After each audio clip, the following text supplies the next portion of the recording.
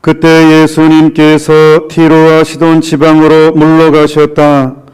그런데 그 고장에서 어떤 가난한 부인이 나와 다윗의 자손이신 주님, 저에게 자비를 베풀어 주십시오. 제 딸이 호되게 마귀가 들렸습니다 하고 소리 질렀다. 예수님께서는 한마디도 대답하지 않으셨다. 제자들이 다가와 말하였다. 저 여자를 돌려보내십시오. 우리 뒤에서 소리 지르고 있습니다. 그제야 예수님께서 나는 오직 이스라엘 집안의 길 잃은 양들에게 파견되었을 뿐이다 하고 대답하셨다. 그러자 그 여자는 예수님께와 엎드려 절하며 주님, 저를 도와주십시오 하고 청하였다.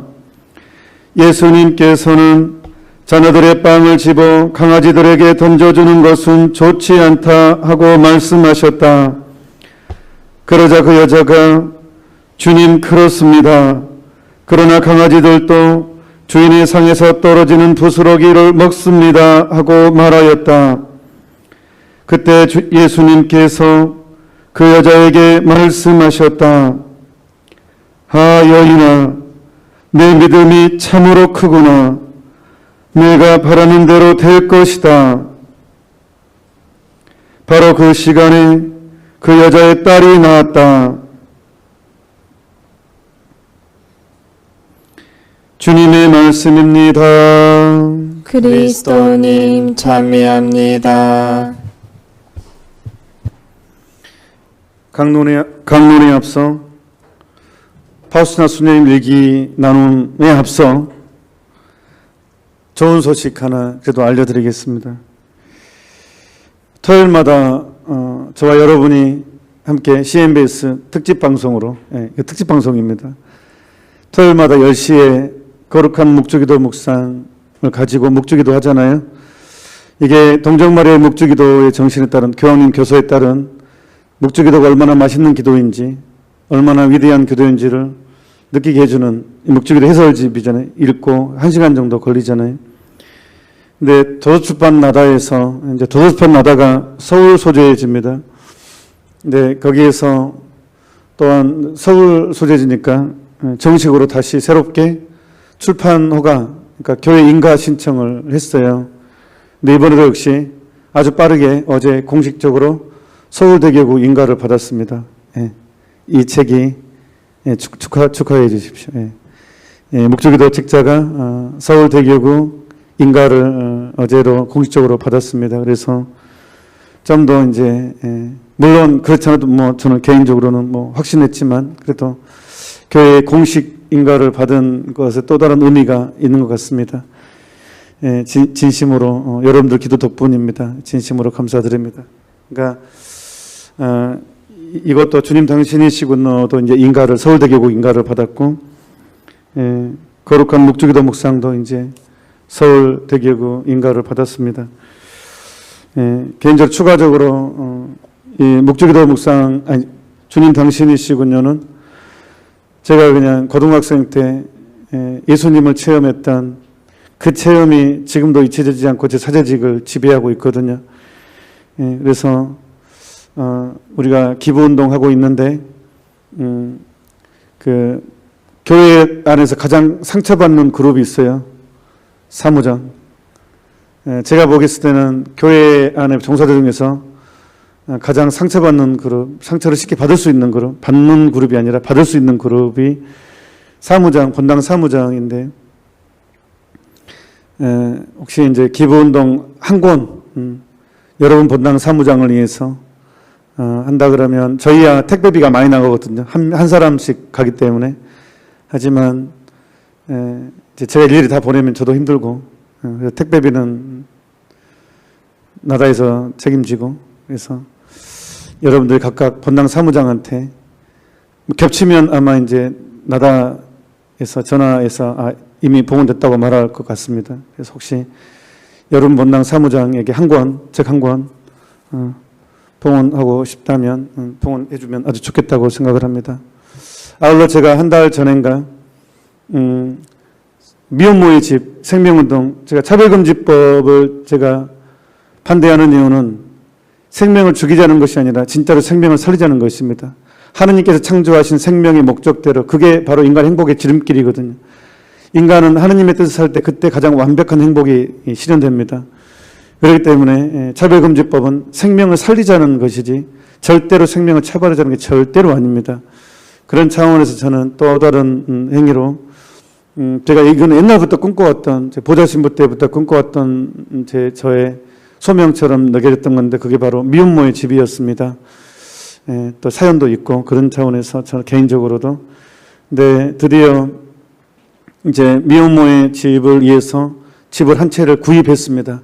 사단법인 마리안 마을에서 미혼모의 집을 한 채를 구입했는데 한 채로는 당연히 이게 작죠. 그래서 근데 계약을 하고 나니까 마침 바로 옆에 굉장히 위치가 좋은 위치입니다. 이렇게 쉴 수도 있는 공간도 되고 그런데 집이 나왔는데 사단법인 마리안 마을에서 한 채를 샀는데 두 채까지 살려고 하니까 돈이 안 돼요. 그래서 혹시 여러 명이 함께 십시일반을 한다면 이참에 미혼모의 집 두 채로 해서 출발할 수 있지 않을까. 일단은 두 채가 안 되더라도 한 채만 가져도 한두 명으로도 아마 올해 안에 미혼모의 집은 운영할 것입니다. 근데 혹시 너무 이런 얘기 죄송합니다. 이게 그러니까 안 되는 사람은 성질 내지 말고요.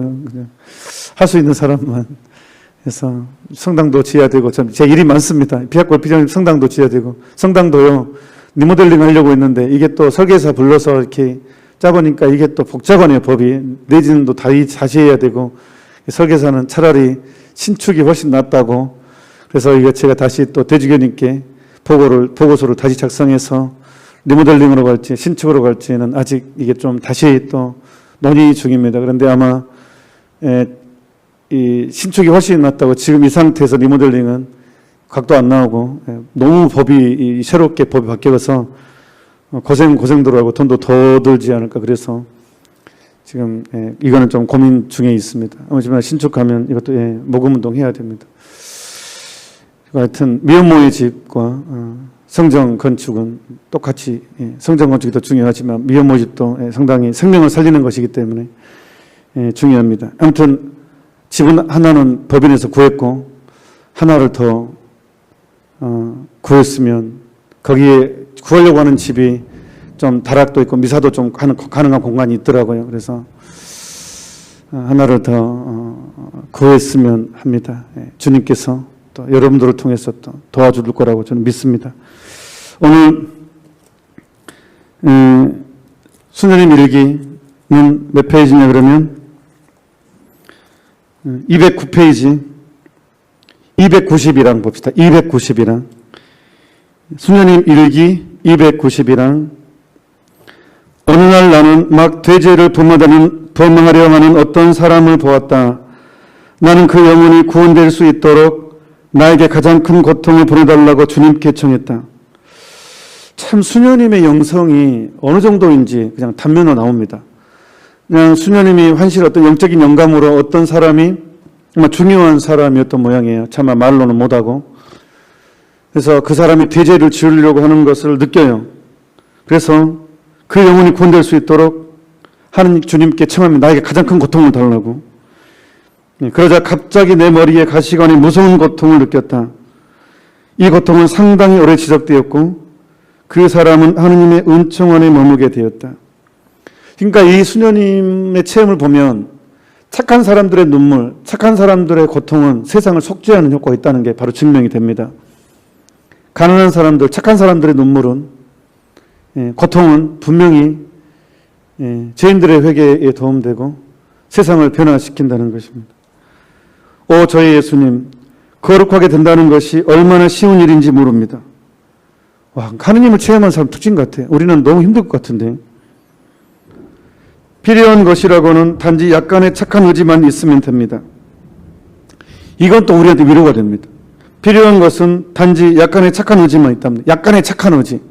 그러니까 그만큼 은총이 크기 때문에 내가 한 발짝 가면 예수님은 10발짝 온다는 거예요. 내가 2발짝 다가가면 예수님은 나에게 20발자국 온다는 거예요. 그러니까 필요한 것이라고는 단지 약간의 착한 의지만 있으면 됩니다.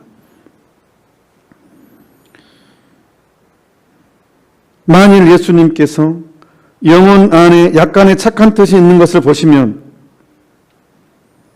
미혼모의 집은 잘 될 것 같네요. 오늘 뭔가 연결돼가지고. 만일 예수님께서 영혼 안에 약간의 약간 뜻이 있는 것을 보시면, 그분은 영혼에게 당신을 주시려고 서두르고 아무것도 그분을 막을 수가 없다. 결점이나 잘못들은 절대 아무것도 아니다. 와, 줄 치십시오, 줄. 이거 정말 여러분들 책갈피에 또 적어놓고, 책상에도 적어놓고. 너무너무 영성적으로 중요한 내용입니다. 아무것도 그분을 막을 수가 없다. 결점이나 잘못들은 절대 아무것도 아니다. 사실 신앙생활에서 굉장히 큰 스트레스와 유혹은 내 안에 발견되는 결점이잖아요. 나는 왜 이 정도밖에 아닐까? 나는 왜 여모냥 욕구일까? 나는 왜 이럴까? 나는 왜 여모냥 욕구일까? 이런 생각에 휩싸이게 되면 자포자기 유혹이 떨어집니다. 진짜 힘듭니다. 이게 극복한다는 것이. 그런데 예수님은 그 사람이 선한 의지만 있다면, 착한 뜻, 착한 의지가 있다면 그 사람이 잘못해도 상관하지 않는다는 거예요. 그 착한 지향을 보고. 그러니까 제가 이제 자주 넘어져도 걱정하지 말자. 희망만 우리가 하느님의 계명을 지키려는 이것만 꺾지 말자. 이것만 타협하지 말고 넘어지고 다시 일어나도, 넘어져도 다시 일어나고 다시 일어나고 다시 일어나고 하자고 한 것입니다. 저에게도 되게 위로가 되는 말입니다. 결점이나 잘못들은 절대 아무것도 아니다. 예수님께서는 그 영혼을 도우려고 A를 쓰신다. 여러분 한 사람 한 사람에 대한 해당되는 말입니다.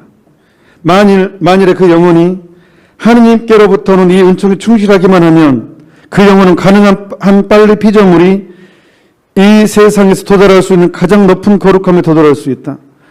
하느님은 아주 관대하시고 어느 누구에게도 당신의 은총을 거절하지 않으신다. 그분께서는 진정으로 우리가 청하는 것보다 더 많은 것을 주신다. 성령의 영감에 충실한 것이 가장 빠른 지름길이다. 성령의 영감에 충실하는 것. 오늘 그래서 여러분 본격적으로 주님을 섬기려고 하다 보면 내 안에 발견되는 많은 죄, 많은 허물, 많은 단점들을 보게 될 것입니다. 그것에 실망하지 말고 하느님의 은총에 기뻐하십시다. 우리가 한 발짝 다가가면 그분은 10발짝 다가오신다는 것. 그래서 절대로 내 자신한테 실망하지 말고, 어떤 경우에도 내 자신한테 실망하지 말고 있는 그대로 나를 사랑하는, 이게 겸손입니다. 사랑함으로써 성령의 주인공이, 성령을 받아들이는 그런 각각의 주인공이 되도록 합시다. 오늘 강론도 여기에 연결되어 있습니다. 겸손이 곧 믿음이고, 천둥 엄청나게 치고 있습니다. 겸손이 곧 믿음이고, 겸손이 곧 하느님의 연민을 불러온다는 것을 오늘 복음서가 증명합니다. 세상에 예수님이 개한테 비유했어요. 엄청나게 상처가 되는 말을 합니다. 어떤 면에서는. 그때 예수님께서 티로와 시돈 지방에 올라가셨다. 그런데 그 고종이 어떤 가나안 부인이, 여기서 가나안이라는 것은 멸시받는 지역입니다.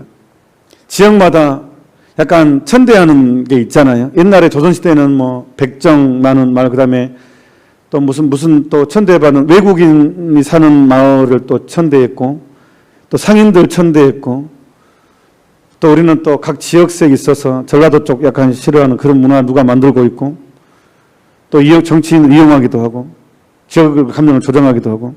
아무튼 이스라엘에서도 이런 게 있었나 봐요. 가나안 지역은 안 쳐주는 지역, 저 사람들은 구원 못 받을 거예요 라는 그런 지역의 사람입니다. 근데 더군다나 그때 당시에는 남녀 차별도 더 심했고, 그 지역에 더군다나 여자. 그러니까 막 싸우니까 제자들도 저 예수님 돌려보냅시다 라고 해요. 그냥 그래가지고. 그러니까 예수님이 그 말에 또 편승해가지고 또 상처가 되는 말을 합니다. 그 여자한테. 나는 오직 이스라엘의 길 잃은 양들에게 파견되었을 뿐이다. 가나안을 구분하는 거예요, 예수님이.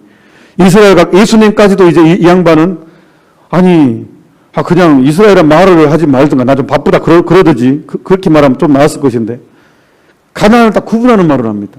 가나안을 딱 드러나게, 나는 이스라엘, 가나안을 구분해서, 나는 오직 이스라엘 집안에 기르는 양들에게 파견되었을 뿐이다. 즉, 나는 네 가나안 사람들하고는 상관이 없다. 그 뜻입니다. 그러니까, 거절이잖아요. 그냥 거절도 아니고 상처를 주면서 거절을 하는 거예요, 예수님이. 그냥 거절도 아니에요. 나는 오직 이스라엘 사람들을 위해서만 왔다. 너희 민족을 위해서 오지 않았다. 라는 뜻입니다. 이 말이. 그냥 거절도 아니고 상처를 주면서 거절을 해요. 예수님이. 그런데 이 자매님이 안 물러서요. 이게 놀라워요. 보통 우리 같으면 아니 나는 당신이 위대한 예언자이고 사랑인 줄 알았더니 그것이 아니구만요 하면서 이렇게 따질 수도 있죠. 진짜로. 그런데 그렇게 안 해요. 엎드립니다. 오히려 삿대질이 아니라 나한테 그런 얘기 하냐고가 아니라 그냥 바닥에 엎드려 버립니다. 완전히 주님 저를 도와주십시오라고. 주님이라 또 고백합니다. 저를 도와주십시오. 엎드립니다. 나를 상처를 줬는데 그 앞에 엎드립니다. 그러니까 예수님은 더하네 이제. 아니 예수님은 그 정도 했으면 좀 봐주시지. 더 상처를 줘요. 그 엎드린 사람한테. 자녀들의 빵을 집어 강아지들에게 던져주는 것은 좋지 않다. 와, 셉니다. 예수님도 보통 분이 아니십니다. 엄청 세게 얘기합니다. 엄청 센 말 아니에요. 물론 당시 이스라엘에서는 강아지, 개 표현은 주님을 모르는 사람들에 대한 이미 그렇게 표현했었어요. 그때 당시 그랬다고 해요. 그랬다 할지라도 세상에 나한테 엎드려 더 달라는 사람한테 자녀들의 빵을 집어 강아지들에게 던져주는 것은 좋지 않다. 이런 모욕이 좀 어딨어요. 아니 예수님이 어째서 이러시지? 정말 대단하십니다. 예. 그런데 그 여인이 뭐라고 말씀하십니까?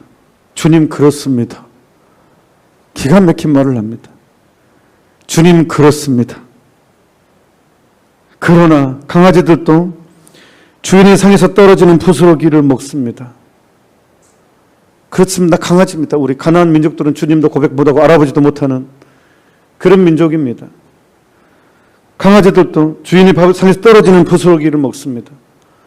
더 낮춰버립니다. 이게 상처로 만들지 않고, 그러니까 사람이 겸손하면 상처받지 않습니다.